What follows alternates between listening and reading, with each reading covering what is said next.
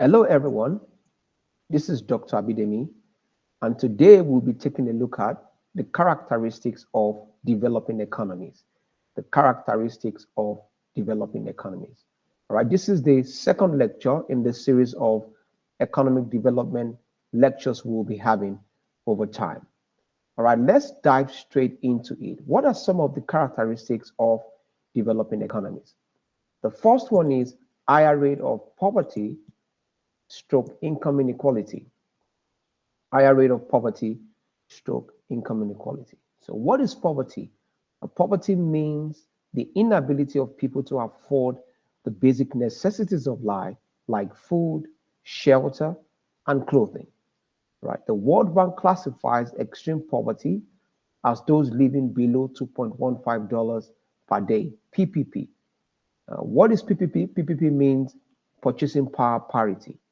Purchasing power parity expresses the ratio between the quantity of monetary units required in different countries to purchase the same basket and services, or to purchase the same goods and services, or to purchase the same baskets of goods and services. All right. So, one of the characteristics of developing economies is that you have a larger percentage of people within a country or in a country who are poor, people who cannot afford the basic necessities of life, the basic things of life. Like I mentioned, food, shelter, clothing.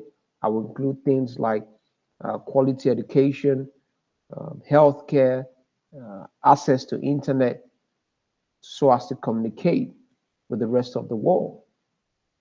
Okay, so let's take a look at uh, inequality or income inequality.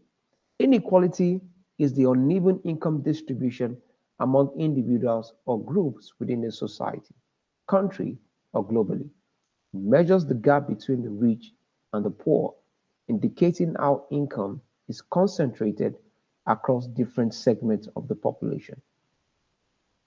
High income inequalities suggest that a small percentage of people earn a disproportionately large share of the total income, while a larger portion earns significantly less. How do we measure income inequality, which we are going to take a look at in our further series?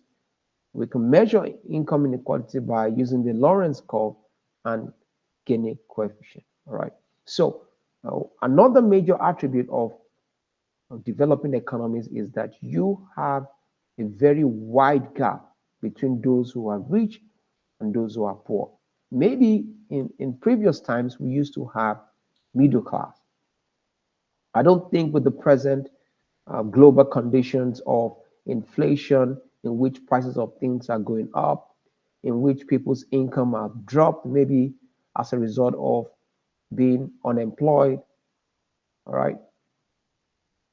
So the middle class is gradually disappearing in these developing countries, and so those who are rich are getting more richer, and those who are poor are getting more poorer. All right. That's a wide income inequality gap. All right. Which are some of the attributes of developing economies? Let's take a look at number two, low standard of living. So one of the things that leads to low standard of living is low income. Okay, low income, you can look at it as if what you earn is not enough, how do you want to get a good home or good house to live? Or how do you want to afford good and quality education? Or how do you want to afford good and quality health care? Especially when your country does not, when the government of your country does not provide quality health care um, through its institutions. Okay, so low income is one of the basic things, or is one of the factors that leads to low standard of living. All right, so low income translates into living standard. For example, if your income is low, you have to find a house that fits into your budget, and that house might not be convenient. It could have a weak ventilation system or an unsafe environment. That in turn affects the productivity of that individual. Not being able to afford the basic things of life will lead to a low standard of living. At very low income levels, a vicious circle may set in, whereby low income leads to low investment in education and health, as well as plant and equipment and infrastructure, which in turn leads to low productivity and economic stagnation. So, for low income, we can take a look at it from the angle of individuals, we can take a look at it from the angle of firms, and we can also take a look at it from the angle of an economy as a whole. So, from the perspective of an individual, if that individual earns low income, we know that individual cannot afford or might not be able to afford good education or good health care, or might not be able to access good health care. From the angle of a firm, if the firm does not make enough profit, there's no how that firm can invest in capital, all right, that is purchasing further equipment that will enable that firm to produce more goods and services. Okay, so that might be quite difficult for the firm because it's not making enough profit. For the economy as a whole, if the GDP of a country is low, the GDP measures the amount of goods and services produced, or the GNI measures the amount of income earned by the residents of a country and residents living outside of a country. If the GNI is quite low, all right, that tells you something. That tells you that that economy might not be able to, the government of that economy wouldn't necessarily have money to spend on infrastructure. Because when individuals earn money, when businesses are exporting to the rest of the world, or when the citizens of a country are fully productive, of course, the government is going to earn taxes out of that. All right. Or when a country is exporting to other parts of the world as a result of its goods being produced, we know that other countries are going to pay for those goods. Right. So, but if the government, if people are not being productive, all right, people are not producing goods and services, or you have more people who are unemployed, and that tells you something. Where does the government want to get money from? And we already know taxation is one of the ways whereby government gets money, right?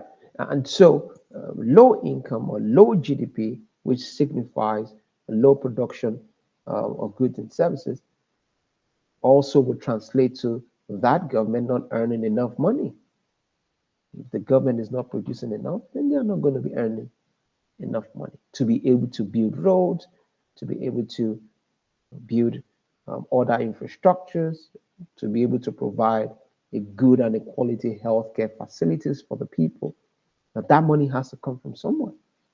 Okay, so we can look at low income from the aspect of individuals, firms, and the society as a whole, or the government. So I said at very low income levels, a vicious circle may set in, whereby low income leads to low investment in education and health, as well as plant and equipment and infrastructure, which in turn leads to low productivity and economic stagnation. All right, so if the economy is not producing goods, it's not exporting, and that tells you something. Right? It means that you don't have businesses, you won't have much businesses in that country, which means that you won't have much businesses that are employing people. All right, so it's a circle. All right, it's a vicious circle. One thing leads to another. This is known as poverty trap, or what Nobel laureate Gunnar Mada called secular and cumulative causation. All right, so low standard of living is majorly caused by low income, either through the perspective of individuals, firms, or the government. Right. Number three, low levels of human capital. So when we say low levels of human capital, what that signifies means that the larger percentage of population in a country lack good health, are not well educated, and lack the necessary skills that could make the economy to function, right? Because human capital, I define human capital as the attributes individuals possess that enables them to contribute to economic progress. These attributes entail good health, quality education, and the necessary skills needed to build a nation. Countries with high levels of human capital contribute more to their country's economic growth and development than developing countries. All right. So, what makes human beings be, what makes humans valuable to their country in terms of production, right? We are talking about in terms of productivity. Of course, they have to be in good health. Of course, quality education is a must. And of course, you also need to equip, people also need to be equipped with the right skills that can enable them to solve their problem. Now, I usually give an example to my students to say, why is it that if a developing country, for example, wants to build a road, there are so many factors responsible for that, but if a if a developing country wants to build a road, they have to invite those from other countries to come and build it for them. What are some of the reasons responsible for that? That means those in the country could have a low level of human capital. They don't know how to get things done. Okay. So number four, high population growth rate. I said population growth is not harmful in itself. However, it can be detrimental to society if the population is growing faster than the productive capacity of the economy. This can lead to a high poverty rate and an increase in unemployment. It can also lead to what is called dependency burden, where those working within a household or active in the labor force, 15 to 64 years of age, will have to take care of the elderly and the children.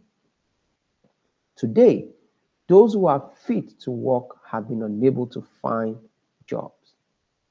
So their working families support them.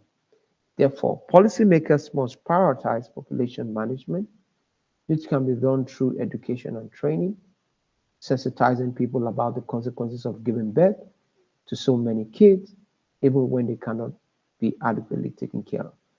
So high population growth is not a problem in itself, it's not harmful in itself. But I usually say um, high population growth, or I usually say a country must ensure that it has enough resources to take care of its growing population, right? You don't want a situation where the population is growing faster than the amount or the available amenities or available goods and services. As you can remember, the Malthusian population theory that talks about population outgrowing food. In today's world, it's not the population outgrowing food. It's that you don't want your country to be so populous that you don't even have the, the, the infrastructure is put under pressure because you have a lot of people that have to use the train, for example, or have to use public transportation or have to use the overhead bridges when you have enough, when you have excess people within the country. All right. So what must countries do? All right. The countries must first of all ensure that you are engaged in the production of goods and services, value added. Let me put that. Value added simply means goods and services that are needed by the rest of the world. They need your product. So a country must first engage in producing enough goods and services. What that would translate into is that it will translate into jobs.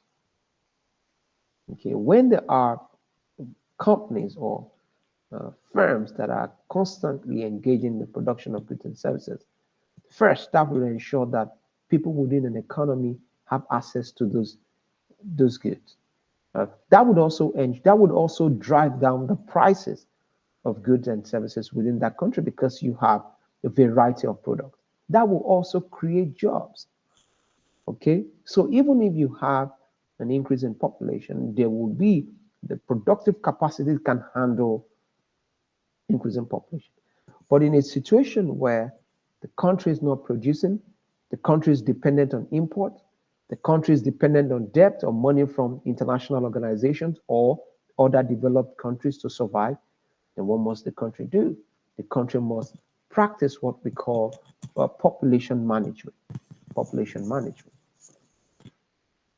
Okay, population management. So, and that could be by creating policy or educating people or sensitizing people about the downsides or the disadvantages of giving birth, or sensitizing families of consistently giving birth to kids they cannot take care of. All right. Things are quite changing, but you still have countries in developing countries have an increasing birth rate compared to developed economies. All right. Five, greater social fractionalization stroke division. So if you take a look at some countries, developing countries, one of the themes that you would observe is that the population or people or the government or the people who lead that country allow themselves to be divided by um, their ethnicity rather than being united as a result of their diversity. So the diversity should bring unity, not division. Diversity should bring unity, not division. Okay. And how can diversity bring unity? Diversity can bring unity if the leaders of a country and the people of a country have a common goal. And what is that common goal? That common goal should be to ensure that that economy progresses for the benefit of all. Okay, that common goal should be that that economy progresses for the benefit of all. All right. If a country, when I say country, means the leaders and its people have that common goal to say, hey, it's not about you and I, but to ensure that this country benefits you and me, all right, then that means that would reduce the fractionalization or division. But that's not the case because developing economies allow themselves to be divided by ethnicity, language, religion, rather than working towards a common goal of economic progress. This is known as fractionalization. This is sometimes associated with civil strife and even violent conflict, which can lead developing societies to divert considerable energies to working for political accommodation, if not for national consolidation. It is one of the variety of governance challenges many developing nations face. There's evidence that many factors associated with poor economic growth performance in sub-Saharan Africa, such as low schooling, political instability, underdeveloped financial systems, and insufficient infrastructure, can be statistically explained by high ethnic fragmentation. The greater the ethnic, linguistic, and religious diversity of a country, the more likely there will be internal strife and political instability. All right. Now, for government to ensure that the fractionalization is reduced, I will say it again, they need to consistently communicate to the people about a common goal. What's the common goal? To ensure that our economy progresses. It's not about our selfish desires or needs, but to ensure that this economy works and it benefits everyone. Number six, governance challenges. Right. One of the challenges of developing economies is the issue of corruption. All right. That is the use of public resources for private use. Corruption discourages foreign direct investment. The leaders of a nation also struggle with transparency, political accountability, and the transmission of knowledge. The challenges related to governance are further caused by a small political elite. A small political elite simply means just a few people. All right. Low political institutionalization and experience of Western domination. Compared to the general population, a relatively small political elite holds political control in developing economies. These political elite entail political leaders, wealthy individuals, traditional rulers, religious leaders, association leaders, and businessmen. Furthermore, for the political elite, economic modernization is often a challenge. So, what is modernization? Modernization includes maintaining order, resolving disputes, selecting leaders, promoting a political community, and growing civil society. Growing civil society entails institutions independent of the state, such as private and non-governmental entities such as labor unions, religious organizations, educational and scientific communities, and media, otherwise known as democratization. So a growing civil society means democratization, democracy. Promoting a more political community could mean more people being engaged in politics. Although achieving modernity breeds stability, the process of modernization breeds instability. It's essential to state that the mass participation of people in politics must be coupled with a robust institutional capacity to absorb new participants. Without a new institutional capacity, it can lead to political instability, as stated by Samuel Huntington. In addition, developing economies are still being dominated by the West. There's a lot of rent seeking in developing economies, right?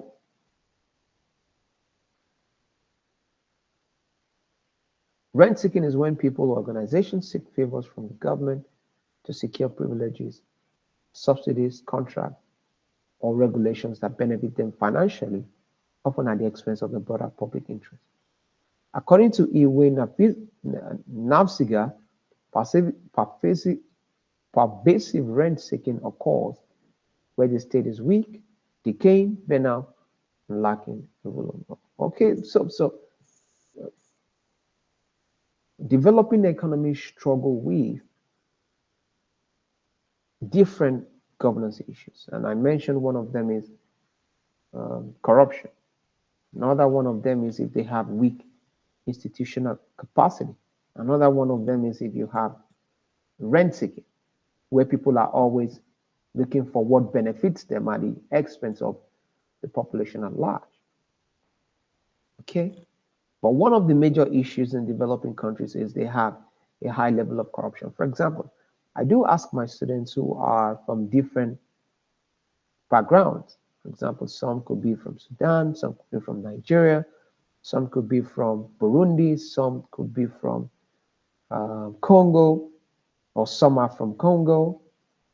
And I get to notice that most of these countries kind of have about the same problem. They struggle with the same things. Okay, they struggle with the same things. All right. So we also have rural urban migration. So one of the characteristics of developing economics is that the development of rural areas is neglected, while much of the focus is concentrated on urban areas. The reason why people do this is so that they can have a better standard of living, which involves having quality education, good healthcare services, and better business opportunities. However, this leads to congestion in urban areas, causing environmental pollution and pressure on the resources in the urban areas. For development to occur, the government should pay close attention to the development of rural areas because that is where the food comes from. The rural areas should be developed alongside the urban areas, although urbanization also has its benefits. All right. So rural development should not be neglected. Should not be neglected. As in urban areas are having industries, having businesses, um, having parks, having tourist centers, the rural areas also should have, so the government should have some developmental plans for the rural areas. Okay, so that you wouldn't have a lot of congestion happening in urban areas. You put a lot of pressure on the infrastructure that are there. All right. So the rural areas should also be developed as much as urban areas have been developed. Okay. 8, trade and export dependence. All right. Export of primary goods. All right. So developing economies still focus on primary goods. Many developing countries rely heavily on exporting raw materials, e.g., oil, minerals, and agricultural products rather than manufactured goods, leaving them vulnerable to global commodity price fluctuations. All right. So there's basically nothing wrong with exporting raw materials, right? As long as you have a good bargain. That's number one. But the problem with that is you are prone to global economic shocks or price fluctuations. But one of the things developing countries can do, aside exporting their raw materials, okay, is to convert those raw materials into value added goods and services. Okay, convert those raw materials into value added goods to be exported to the rest of the world. And so that's like diversification. That means that you are diversifying your resources for revenue generation for your country. All right. So there's nothing wrong with primary goods, especially countries who are endowed with natural resources. But those countries have to ensure that they engage in producing goods and services. The country must engage in that. Trade deficits. Developing countries often import more than they export, leading to trade deficits and reliance on foreign aid or loans to balance their income. All right, so they are, because they primarily export primary goods, which does not generate them enough revenue. It doesn't generate them enough revenue because they don't have a strong bargaining power or they don't have control over those resources, right? But aside those resources, assuming these countries are also producing goods and services with some of the natural resources that they have, that will generate them enough revenue, which will reduce their debt, which will encourage more export and reduce imports. 9, weak infrastructure, transportation and communication. Okay, poorly developed infrastructure such as roads, bridges, and telecommunication networks limit economic activity and makes it difficult for goods and services to move efficiently within and outside the country. Electricity and water, inadequate access to reliable electricity, clean water, and sanitation facilities is common in rural and urban areas. All right, so um, the leaders or the stakeholders in the country must take a look at its transportation network, its communication network, electricity, and access to clean water. All right. And I think the last one, inadequate capital and technology. Output per worker, okay, meaning the productivity of one person. What one person is able to produce in developing economies is low compared to developed economies because capital that is available to work with per worker is low. Lack of equipment, machinery, and other types of capital, as well as low levels of technology in the production. Okay? And these are the So let's take a look at some of these characteristics again. Higher rate of poverty, stroke income inequality, low standard of living, low levels of human capital, high population growth rate, greater social fractionalization, governance challenges, rural-urban migration, trade and export dependence, weak infrastructure, and inadequate capital and technology. All right, so I'm going to see you in our next class. And hopefully, we'll talk about sustainable development. All right. Until next time, until I see you again, have a great day. And if this has really, if you've learned from this, okay, you can you just put a note in my comment section. Okay, bye bye, and let me know where you are watching from.